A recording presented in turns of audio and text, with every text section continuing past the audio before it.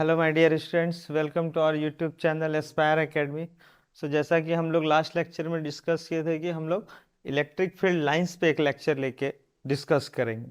तो ये लेक्चर हम लोग डिस्कस कर रहे हैं electric field lines of force और इलेक्ट्रिक फील्ड लाइंस। तो इसकी क्या प्रॉपर्टीज है, इलेक्ट्रिक फील्ड लाइंस किसे कहते हैं। अभी तक हम लोग इलेक्ट्रिक फील्ड लाइंस की इंटेंसिटी कैलकुलेट किए, इलेक्ट्रोस्टैटिक फोर्स कैलकुलेट किए, चार्ज के बारे में जाने।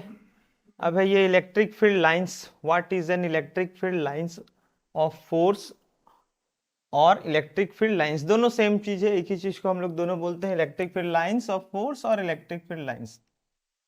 क्या होता है इसे समझते हैं। सबसे पहले हम लोग एक चार्ज पार्टिकल लिए, it is positively charge plus Q. Okay, अब इस पॉजिटिवली चार्ज के क्लोज में कोई अनदर चार्ज पार्टिकल आएगा, तो ये चार्ज पार्टिकल को या तो ये रिपेल करेगा, अगर ये नेगेटिव है तो ये अट्रैक्ट करेगा।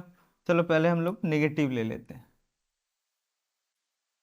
नेगेटिव होने से क्या हुआ, ये अट्रैक्ट होगा, तो अट्रैक्ट होने से ये मूव करते हुए कैपिटल चार्ज की तरफ मूव करना स्टार्ट करेगा। इसके पाथ जो होगी ना, जिस पाथ पे ये ट्रेवल करेगा, इधर ये स्ट्रेट जाए या फिर कर्व जाए, तो जिस पाथ पे ये चार्ज, टेस्ट चार्ज हम लोग इसके फील्ड में अगर हम लोग रिलीज करते हैं, तो जो पाथ ये ट्रेवल करेगा उस पाथ को हम लोग इलेक्ट्रिक फील्ड लाइंस बोलते हैं। जैसे कि, और ये इमेजिनरी लाइन है, जैसे कि कोई भी प्लैनेट सन के अराउंड में रोटेट कर रहा है इलिप्टिकल पाथ में, तो हम लोग उसके ऑर्बिट को हम लोग क्या बोलते हैं कि हाँ ये इमेजिनरी ऑर्बिट है, इमेजिनरी पाथ है।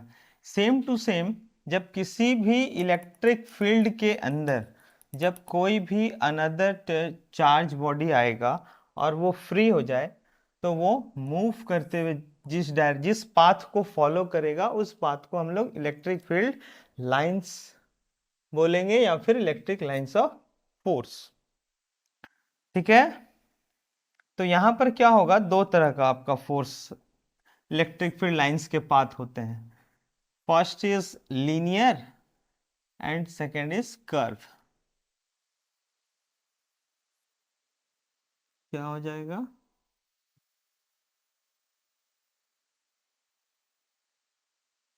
जब कोई स्फेरिकल चार्ज है तो इससे आपका रेडियली आउट होगा, स्ट्रेट मीन्स कोई यूनिट चार्ज हम लोग लेते हैं और ये पॉजिटिव है, तब तो लिनियरली आउट ही होना है इलेक्ट्रिक फील्ड की direction. Field lines of force इस तरह से बाहर आएगा। ठीक, तो इसमें जब भी कोई भी चार्ज पार्टिकल अगर आप किसी इस फील्ड में रखते हो, तो वो स्ट्रेट पाथ फॉलो करते हुए टुवर्ड्स द रेडियली, जैसे कि अर्थ के सरफेस में अगर आप ग्रेविटेशनल फोर्स में किसी ऑब्जेक्ट को रिलीज करते हो, फ्री फॉल करते हो, तो बॉडी किधर जाएगा, स्ट्रेट वर्टिकली डाउनवर्ड मोशन में आ जाएगा और स्ट्रेट पाथ फॉलो करेगा। सेम टू सेम, किसी भी चार्ज बॉडी में उसके फील्ड में अगर कोई अनदर चार्ज बॉडी आएगा, तो वो भी सिंगल चार्ज की मैं बात कर रहा हूं, तो इसमें ये स्ट्रेट पाथ फॉलो कर रहा होगा। और जब दो अलग अलग चार्ज हमारा आ गया, suppose Q1 is positive and Q2 is negative, तो इनके बीच में जो फोर्स ऑफ अट्रैक्शन के थ्रू जो आपका इलेक्ट्रिक फील्ड क्रिएट होगा, इस तरह का पैटर्न हम लोग देखते हैं कि इलेक्ट्रिक फील्ड लाइंस फॉर्म कर रहा। क्यों ऐसा हुआ, क्योंकि जब हम लोग कोई भी चार्ज बॉडी को रखते हैं, किसी भी चार्ज बॉडी को फ्रीली ला करके यहाँ पर रखते हैं, या चार्ज पार्टिकल्स को क्यू नॉट हम लोग ले लेते हैं, तो ये किस पाथ को फॉलो करेगा, मूवमेंट को, तो ये कर्व पाथ को फॉलो कर रहा होगा। आइदर ये राइट साइड मूव करे या फिर लेफ्ट साइड, तो जिस जिस पाथ को फॉलो कर रहा है, ये भी इमेजिनरी लाइन है, जिस पाथ को फॉलो कर रहा है वो हमारा इलेक्ट्रिक फील्ड लाइंस हो जाता है। ठीक है, इलेक्ट्रिक फील्ड लाइंस क्या है, electric field lines is an imaginary line where any charge is any charge follow the path of the field. Okay, next हमारा क्या है, electric lines, properties of electric lines of force. तो ये जो electric lines है हमारा, इसकी क्या क्या प्रॉपर्टीज है, कौन कौन से नेचर शो करते हैं। तो एक और चीज यहाँ पर है कि डायरेक्शन, इलेक्ट्रिक फील्ड लाइंस की डायरेक्शन किधर होगी, तो जब आप टेंजेंट ड्रॉ करोगे किसी भी पॉइंट पे, when we draw the tangent at any point of any electric field lines, then direction of tangent is the net direction of net electric field। Means जिस पॉइंट पे आप टेंजेंट ड्रॉ करोगे उस point पे आपका electric field की direction पता चलेगी। अब इसमें क्या होगा, सिंगल चार्ज बॉडी में इलेक्ट्रिक फील्ड तो रेडियली आउट होगा जिस डायरेक्शन में फोर्स है। ओके, चलिए तो प्रॉपर्टी की बात कर लेते हैं, properties of electric lines of force. क्या क्या प्रॉपर्टीज है, first is electric lines of force are discontinuous. Discontinuous का मतलब क्या हुआ, कोई भी चीज आगे कंटिन्यू नहीं रहेगा, एक पॉइंट पे आके रुक जाएगा। तो सेम चीज चार्ज बॉडी के साथ भी होता है कि अगर कोई चार्ज बॉडी है पॉजिटिव प्लस क्यू, तो इसकी जो फील्ड होगी, फील्ड इंटेंसिटी बोलिए, फील्ड की कैपेसिटी, तो वो भी एक दायरे में होगी कि हाँ एक पॉइंट पे आकर के ये, एक पर्टिकुलर डिस्टेंस पे आकर के ये होल्ड हो जाएगी। मीन्स उससे और आगे नहीं जा सकती, वैल्यू उस पॉइंट से आगे जाएंगे तो जीरो हो जाएगा।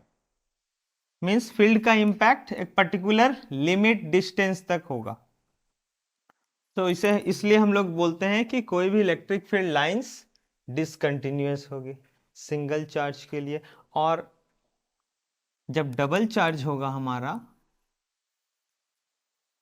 तब बोलोगे कि इसमें कैसे सर लिमिट हो रहा है। सो जब डबल चार्ज में हम लोग देखते हैं कि electric field lines positive to negative form करता है, तो हम लोग बोलेंगे कि जितने नंबर ऑफ लाइंस हैं ये जब अपना कंप्लीट फॉर्म नहीं कर पाएगा जिस पॉइंट पे, मीन्स अगर आप ऐसे देखोगे तो ये लाइंस कहीं ना कहीं किसी लाइन से आकर के कनेक्ट हो रहा होगा, और ये भी लाइन कहीं ना कहीं कहीं से आकर के कनेक्ट हो रहा होगा। जब ये पाथ फॉलो जो हम लोग बोल रहे हैं फॉर्म करेगा, तब हम लोग बोलेंगे कि इलेक्ट्रिक फील्ड लाइंस कंटिन्यूअस है।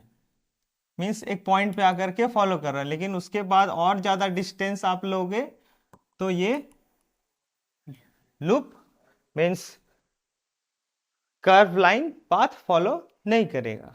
तो एक लिमिट इसकी भी हो जाती है, इसीलिए बोला गया है कि electric lines of force is discontinuous.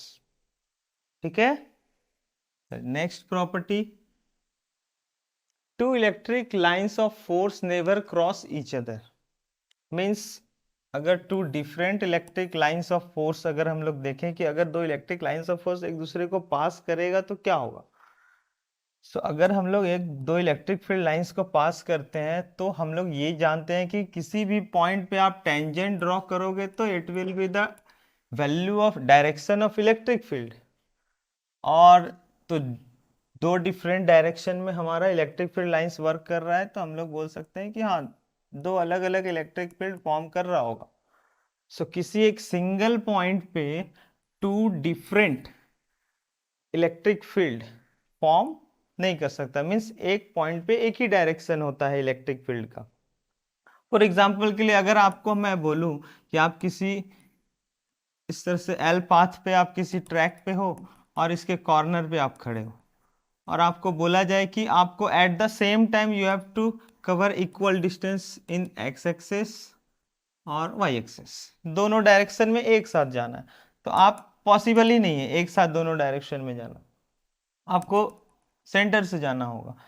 सो इसलिए हम लोग बोलते हैं कि एक टाइम पर एक ही डायरेक्शन फॉलो किया जा सकता है किसी एक बॉडी का।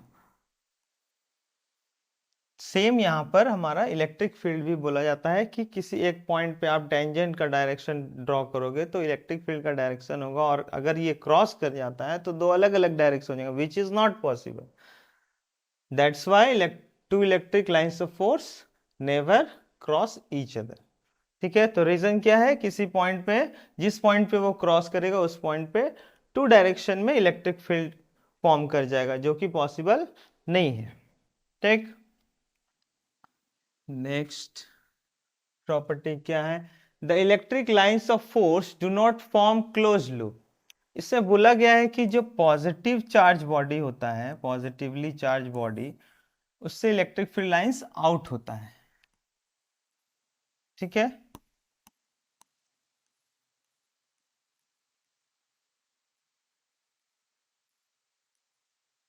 और नेगेटिव चार्ज बॉडी का हम लोग बात करें तो इसमें इलेक्ट्रिक फील्ड लाइंस इन हो जाता है रेडियली। आगे हम लोग डिस्कस करेंगे कि रेडियली ही क्यों, कर्व क्यों नहीं। ठीक है,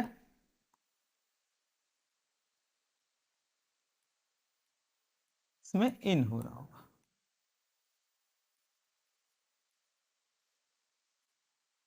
तो उसके अकॉर्डिंग हम लोग बोलते हैं कि कोई भी इलेक्ट्रिक फील्ड लाइंस जब पॉजिटिव से नेगेटिव हो रहा होगा तो ये पॉजिटिव से जाके नेगेटिव में रुक गया। लूप किसे कहेंगे, लूप कहेंगे जब आप किसी पॉइंट से स्टार्ट करते हो और वापस फिर उसी पॉइंट पे आते हो और फिर उसे रिपीट कर रहे हो, मीन्स दिस इज लूप। सो अगर ये पॉजिटिव से फील्ड लाइन से स्टार्ट होता है और आउट हो रहा है और ये नेगेटिव में इन कर रहा, तो फिर इसे नेगेटिव से आउट होकर के पॉजिटिव में इन होना चाहिए था, जो कि नहीं करता है। ये हमेशा पॉजिटिव टू नेगेटिव ही शो कर रहा होता है ऑलवेज, जिस वजह से हम लोग बोलते हैं कि ये लूप फॉर्म नहीं कर रहा। ठीक है, so the electric lines of force do not form close loop. समझ गए, चलिए नेक्स्ट प्रॉपर्टी क्या बोला गया है, the lines of force possess longitudinally tension, that is they tends to contract longitudinally or lengthwise। Means जब कोई भी फील्ड लाइंस जब एक दूसरे को कॉन्ट्रैक्ट मीन्स अट्रैक्ट कर रहा होगा तो ये लॉन्गिट्यूडनली टेंशन क्रिएट कर रहा होगा, पोजेस कर रहा, मीन्स ये तब होगा जब हम लोग का डिफरेंट नेचर ऑफ चार्ज एक दूसरे के क्लोज आ गया, पॉजिटिव और negative, so electric field lines form कर जाएगा। सो आप देखोगे कि इलेक्ट्रिक फील्ड लाइंस जो फॉर्म कर रहा है वो डिस्टेंस के अकॉर्डिंग ज्यादा इंपैक्ट डाल रहा है। ठीक है, अलोंग हॉरिजॉन्टल अगर देखोगे तो सो बोला जाए द लाइन ऑफ फोर्स, दोनों के बीच में पॉजिटिव टू नेगेटिव जब हमारा फोर्स जा रहा होगा, possess longitudinal tension, they tense to contract, means जब दोनों आपस में फोर्स ऑफ अट्रैक्शन लगा रहा हो लॉन्गिट्यूडनी और लेंथ वाइज, मीन्स डिस्टेंस दोनों के बीच के लेंथ पे डिपेंड कर रहा। ठीक है, नेक्स्ट बोला जाता है कि the line of force exert lateral pressure on one another, that is they tense to repel each other. Means जब कोई दो सेम पोलैरिटी ऑफ चार्ज एक दूसरे के क्लोज आएंगे तो ये एक दूसरे को रिपेल करना चालू कर देंगे। तो रिपेल करेंगे तो फील्ड लाइंस कैसा फॉर्म करेगा, फील्ड लाइंस इस तरह का फॉर्म कर जाएगा, एक दूसरे से दूर भागते हुए। ठीक है, तो कहते हैं कि ये जो पार्ट है ना, दोनों के बीच में फोर्स लग रहा होगा तो यहां पर एक प्रेशर क्रिएट हो रहा है, possess lateral pressure on one another, ये एक दूसरे पे लैटरली प्रेशर्स क्रिएट करते हैं जिसके कारण दोनों के बीच में रिपल्सन क्रिएट होता है। ठीक है, सो ये भी एक प्रॉपर्टी है इलेक्ट्रिक फील्ड लाइंस के। Next property is the line of force are always perpendicular to the surface of a charge conductor. Means बोला जा रहा है कि अगर आप कोई कंडक्टर ले रहे हो तो इलेक्ट्रिक फील्ड लाइंस किधर होगा, तो electric field lines is always perpendicular to the surface. Means अगर ये कोई चार्ज बॉडी है तो इसके सरफेस पे परपेंडिकुलर इलेक्ट्रिक फील्ड आउट होंगे, पॉजिटिवली चार्ज बॉडी है। ठीक है, तो हम लोग देखते हैं कि ये पैरेलल और परपेंडिकुलर इलेक्ट्रिक फील्ड। अगर इस सरफेस की बात करें तो वर्टिकली अपवर्ड शो कर रहा होगा इलेक्ट्रिक फील्ड लाइंस। ठीक, तो कहा गया है कि ये जो सरफेस है, इस सरफेस पे ये परपेंडिकुलरली आउट हो रहा होगा। मीन्स अगर इस बोर्ड को हम एक चार्ज सरफेस माने तो इससे electric field lines perpendicularly out हो रहा होगा अगर ये पॉजिटिव है। तो यही चीज हमारा नेगेटिव होता तो हम लोग बोलते कि इलेक्ट्रिक फील्ड लाइंस जो है वो इन हो रहा होगा, इस तरीके से। ठीक, स्फेरिकल बॉडी है तो उसमें रेडियली आउट होगा। ठीक, तो इसमें बोला गया है कि ये हमेशा सरफेस पे परपेंडिकुलर होगा। सो अगर ये परपेंडिकुलर नहीं होगा तो क्या होगा? ठीक, आखिर क्यों हमेशा इलेक्ट्रिक फील्ड लाइन सरफेस से परपेंडिकुलर ही होता है? तो हम लोग एक एग्जांपल में हम लोग इसी सरफेस को फिर से देखते हैं।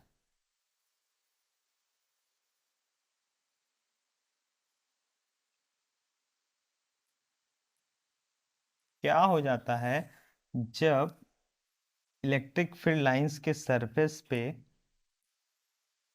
इलेक्ट्रिक फील्ड लाइंस इस डायरेक्शन में हो गया, सपोज एरिया नॉर्मली आउट नहीं होकर के सर्टेन एंगल पे आउट हो गया। ठीक, तो अगर इलेक्ट्रिक फील्ड लाइंस इधर आउट हुआ तो इलेक्ट्रिक फोर्स भी यहीं पर काम कर रहा होगा। सो हम लोग बोल सकते हैं कि यहाँ पर फोर्स भी प्रेजेंट है, इलेक्ट्रोस्टैटिक फोर्स, अगर इस जिस डायरेक्शन में अगर कोई चार्ज बॉडी आएगा तो। ठीक है, अब ये इलेक्ट्रिक फील्ड के अकॉर्डिंग, सॉरी वेक्टर क्वांटिटी है, तो वेक्टर क्वांटिटी का इम्पैक्ट नॉर्मली भी होगा। मीन्स टू डायरेक्शन में हम लोग ब्रेक कर सकते हैं। सो जब कोई इलेक्ट्रिक फील्ड सर्टेन एंगल पे आउट होगा तो उसका कंपोनेंट एक परपेंडिकुलर होगा और एक टेंजेंशियली होगा, टेंजेंशियली। तो हम लोग बोलेंगे ई पैरेलल, पैरेलल फोर्स लग जाएगा और एक परपेंडिकुलर। ठीक है, सो जब पैरेलल फोर्स जब लगेगा ना, सो ये एक सिंगल चार्ज तो है नहीं, बहुत सारे इलेक्ट्रॉन्स हैं, सभी से इलेक्ट्रिक फील्ड लाइंस फॉर्म कर रहा होगा। सो बहुत सारे फोर्स एक ही डायरेक्शन में जब पैरेलल फॉर्म कर जाएंगे तो सारे इलेक्ट्रॉन्स जो चार्ज पार्टिकल्स हैं वो भी कंडक्टर के अंदर फ्लो करना स्टार्ट कर देगा।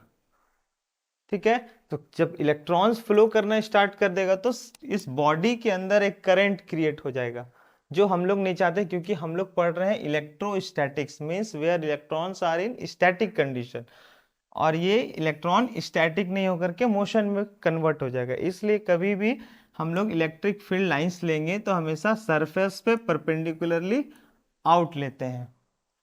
ठीक है, क्यों? क्योंकि अगर ये सर्टेन एंगल पे होगा तो बॉडी के अंदर जो चार्ज पार्टिकल्स है सरफेस के वो भी मूव करने लगेंगे और उसके थ्रू इलेक्ट्रिक करंट जनरेट हो जाएगा बॉडी के अंदर। ठीक है, चलिए next property, electric lines of force do not pass through a closed conductor, no lines of force exist within the conductor। इसे इस तरह समझते हैं हम लोग, दो चार्ज प्लेट लेते हैं। ठीक है, एक one is positive and another is negative. ठीक है, सो पॉजिटिव से चार्ज इलेक्ट्रिक फील्ड आउट हो रहा होगा और नेगेटिव में इन हो रहा होगा, इस तरह का इनिशियली फील्ड क्रिएट करेगा। ठीक है, बट अगर हम लोग इसी चार्ज प्लेट के बीच में पॉजिटिव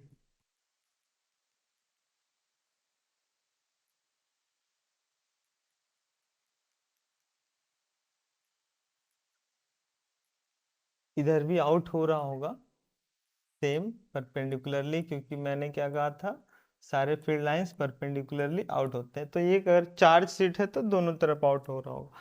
इधर नेगेटिव के लिए, सॉरी, नेगेटिव के लिए कहते हैं कि सारे इन हो रहे होंगे। ठीक है, इलेक्ट्रिक फील्ड लाइंस पॉजिटिव के लिए आउट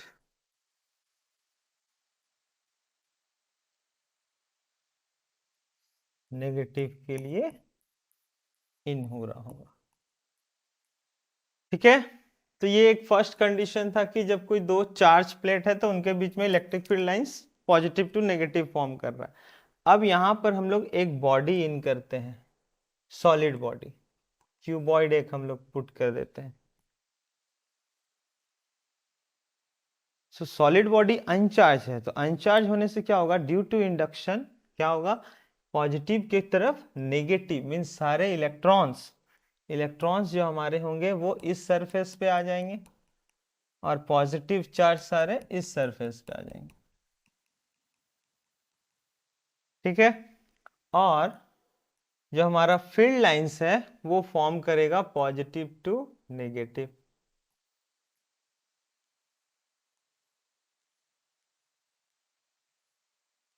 इस तरीके से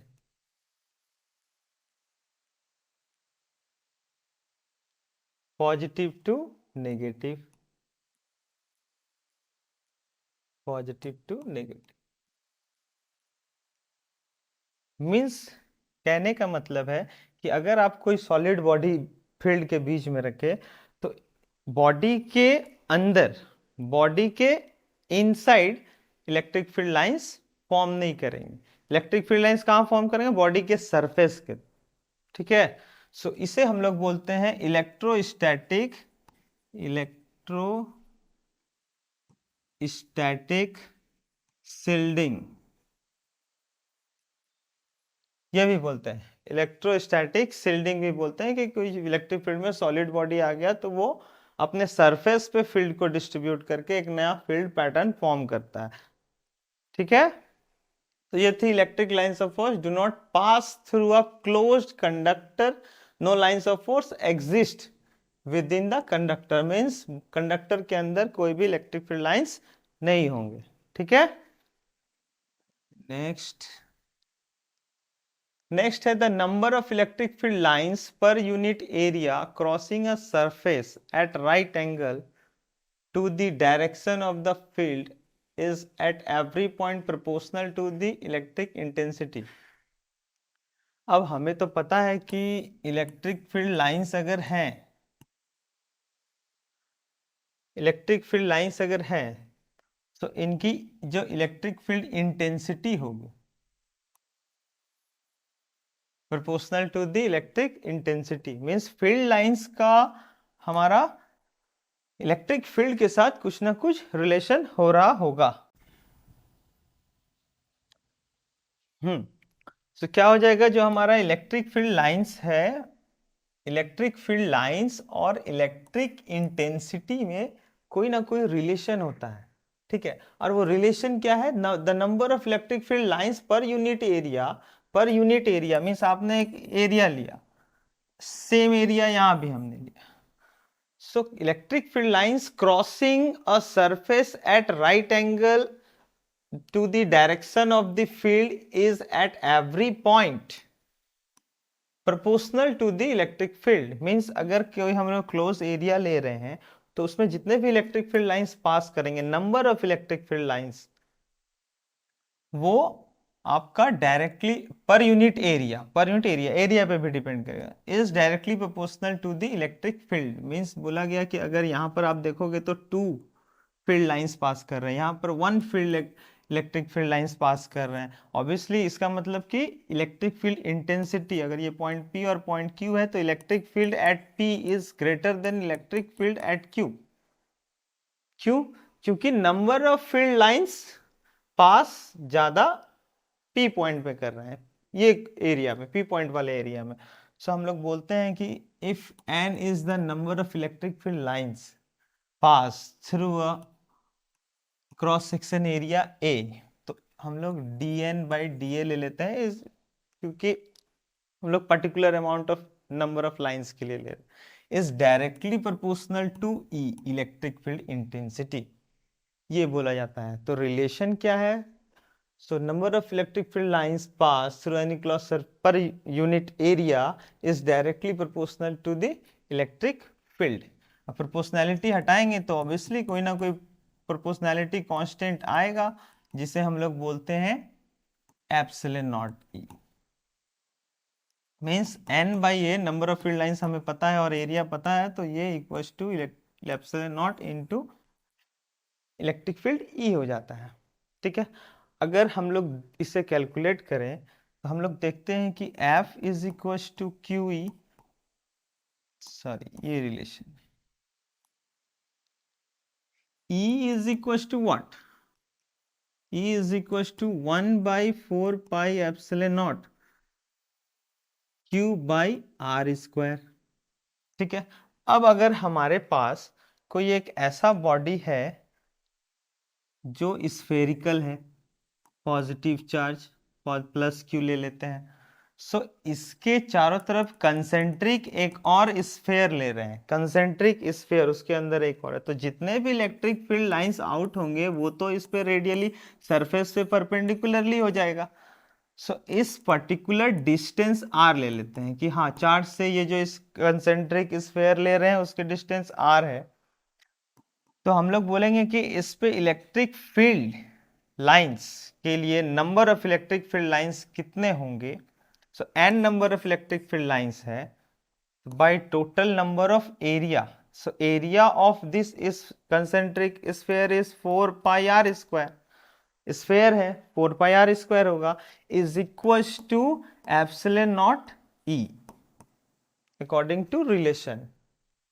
ठीक है, सो हम लोग यहाँ पर इलेक्ट्रिक फील्ड एप्सिलॉन नॉट को यहाँ ले जाएंगे तो electric field epsilon naught into E is equal to Q by 4 pi, Q by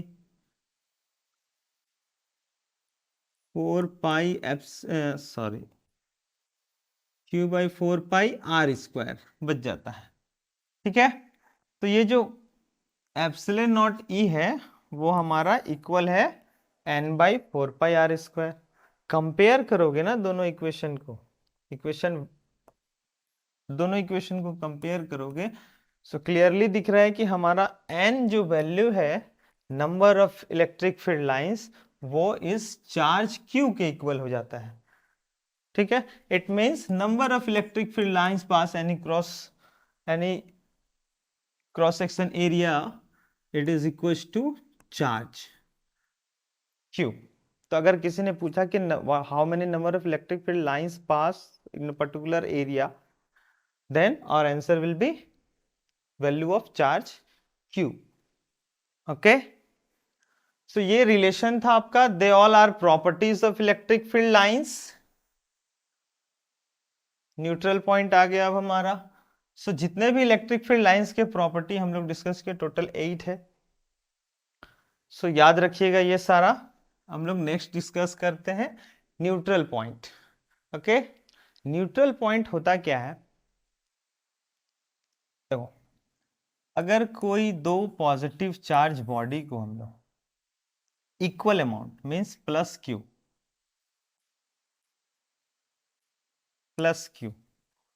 और एक और same amount of charge plus Q रखते हैं, तो दोनों पॉजिटिव चार्ज एक दूसरे को रिपेल कर रहा होगा।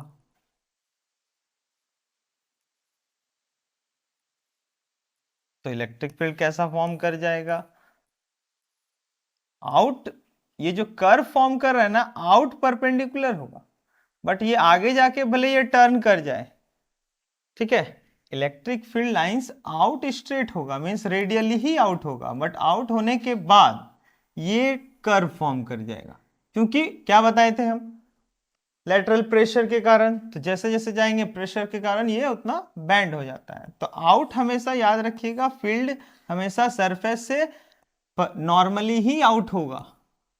ठीक है, तो अब नल पॉइंट क्या है,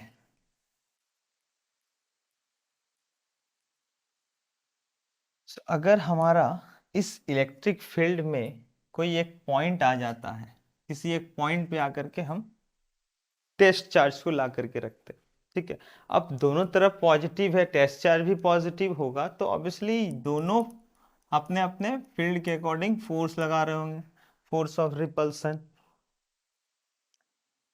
सो फोर्स ऑफ रिपल्सन और वर्टिकल भी एक लाइन हम ड्रॉ कर रहे हैं।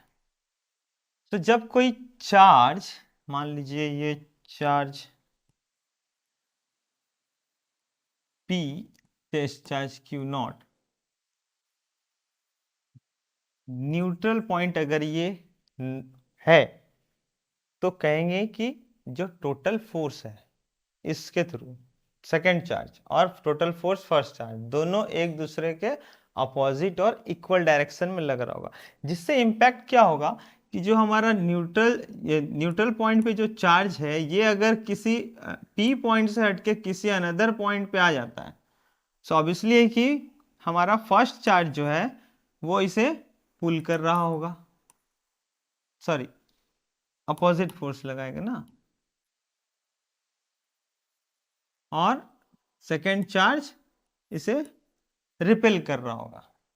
तो मीन्स क्या है कि अगर ये अपना पोजीशन से हटता है तो इसे वापस रीस्टोर, अपना पोजीशन को रीस्टोर करने के लिए बॉडी फोर्स लगाने के लिए रेडी है। Means body means charge particle जो क्या हो जा रहा है हमारा, वो अनस्टेबल कंडीशन में आ जा रहा है जब वो उस पॉइंट से हटता है।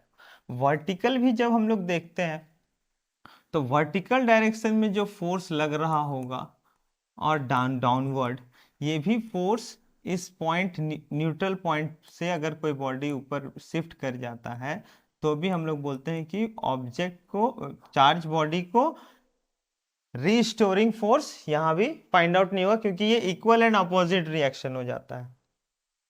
ठीक है, सो न्यूट्रल पॉइंट क्या हुआ, न्यूट्रल पॉइंट हुआ जहां पर बॉडी को रीस्टोर करने के फोर्स नहीं मिलता चार्ज बॉडी को। It is a point where restoring force is not present. ठीक है, सो अब ये न्यूट्रल पॉइंट क्या डिस्टेंस के अकॉर्डिंग सेंटर पे ही आएगा?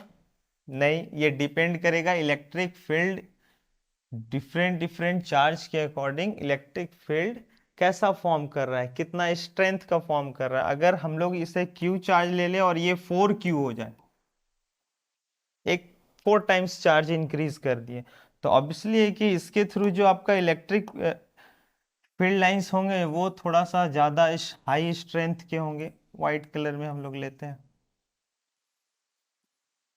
और इसकी जो फील्ड लाइंस होगी उसके कंपेयर में प्रेशर ज़्यादा होगा तो पहले ही टर्न कर जाएंगे।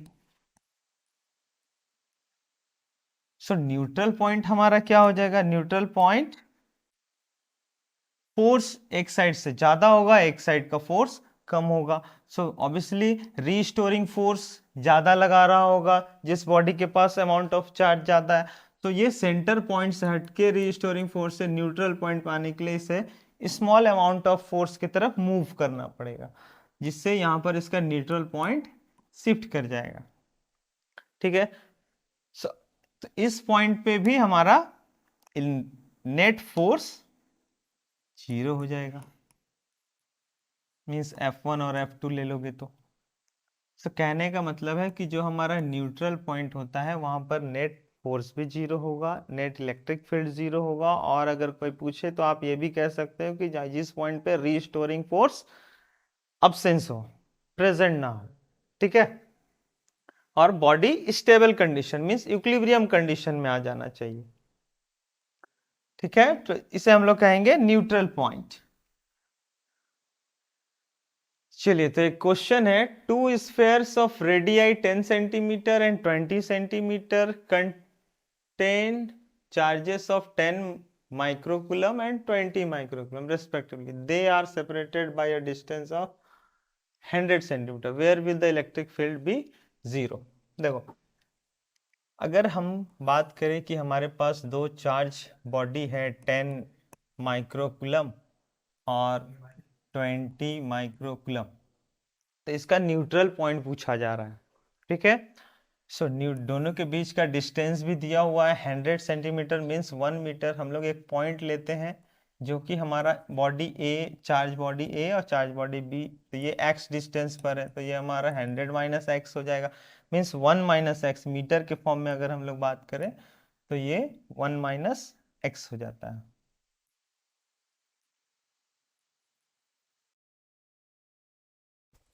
ठीक है, मीटर है हम लोग बोल।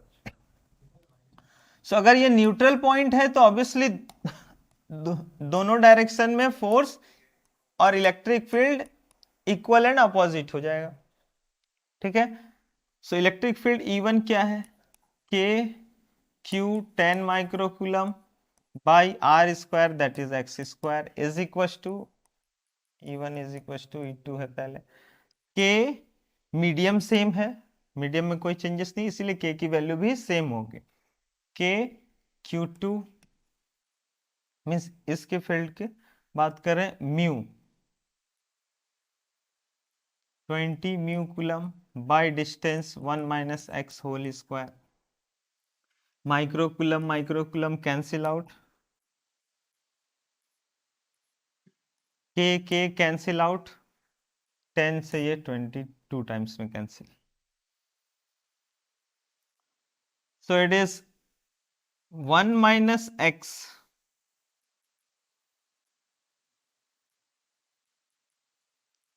Whole square by X square is equal to 2/1। बोल सकते हैं हम लोग 1 minus X by X is equal to √2।